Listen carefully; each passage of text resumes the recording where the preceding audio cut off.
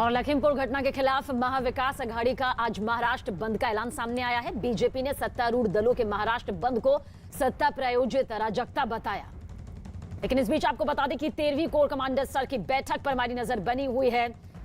द्विपक्षीय संबंध को अहम यहां पर बताया गया है। चीन से बैठक पर भारत का क्या बयान सामने आया है। दोनों देश के रिश्ते के लिए से अहम बैठक, चीन से सुझावों पर अमल की उम्मीद यहां पर जताई गई है। तो चीन से बैठक में क्या कुछ रिएक्शन यहां पर सामने आया है। मुद्दे सुलझाने के लिए चीन को नसीहत दी गई है। द्विपक्षीय संबंधों के पालन को कहा गया है। तो भारत की चीन को दो टूक सामने आई है। चीन से बैठक पर भारत का बयान यहां सामने आया और बताया कि दोनों देशों के जो रिश्ते हैं वो बेहद अहम है, बेहद खास है। और चीन से जो यहां पर बैठक हुई है इसमें भारत का बयान सामने आया और मुद्दे सुलझाने के लिए चीन को नसीहत दी गई है।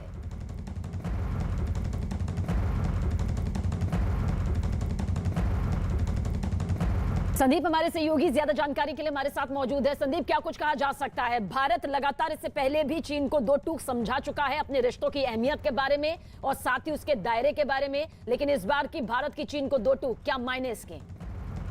देखिए, जिस तरीके से कल बैठक हुई और बैठक बेनतीजा निकली है, उससे एक बात तो साफ है कि अब चीन जो है एडमेंट होकर बैठा है कि इसमें अब किसी भी तरीके का कोई भी ऐसी डिमांड जो कि जेन्युइन है भारत की तरफ से उसको नहीं माननी है। और यही वजह है कि उसने इस पूरे सबसे पहले बयान जो है उन्हीं का आया था और उसके बाद भारत ने ये साफ कर दिया है कि हम लोगों ने जो है कंस्ट्रक्टिव अप्रोच रखा था। हम लोगों ने पूरी तरीके से मुद्दे को सुलझाने की बात की थी, लेकिन चीन की तरफ से उन पर बातचीत नहीं हुई, यानी कि वो बेहतर तरीके से उसको मानने को तैयार नहीं है। तो एक बात तो साफ हो गई है कि भारत ने अपना जवाब दे दिया है। भारत ने ये साफ कर दिया है कि अगर चीन अपनी मनमर्जी करता रहेगा तो वो अब बर्दाश्त नहीं होगा। और यही वजह है कि भारत का दो टूक जवाब जो सामने आ गया है कि अब जो है चीन जो है वो आगे की बातचीत को लेकर भी बहुत ज्यादा वो साफ नजर नहीं आ रहा है। और भारत की चीन को ये दो टूक बार बार सामने आती रही है और एक बार फिर से सामने आई है।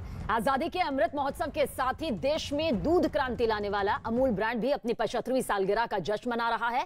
इस मौके पर आइए आपको बताते हैं कि अमूल ने समय समय पर अपनी बात देश विदेश में कैसे पूरी कामयाबी के साथ पहुंचाई। अमूल ने अनूठे अंदाज में अपने प्रोडक्ट्स की जानकारी लोगों तक पहुंचाई। अमूल का हर विज्ञापन नई कहानी कहता है। अमूल की कोशिश रहती है कि अपनी बात निराले और दिलचस्प अंदाज में आप तक पहुंचाए। आइए आज आपको दिखाते हैं अमूल की एक अमूल्य कहानी।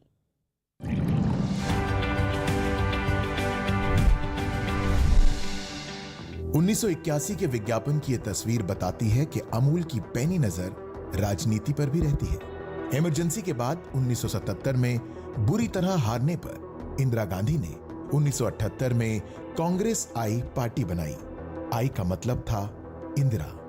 कांग्रेस आई पार्टी ने नए चुनाव चिन्ह के तौर पर हाथ को चुना। आज तक कांग्रेस इसी चुनाव चिन्ह पर चुनाव लड़ती है। अमूल ने इस विज्ञापन में संदेश दिया कि हर हाथ में उसका ही शुद्ध मक्खन है।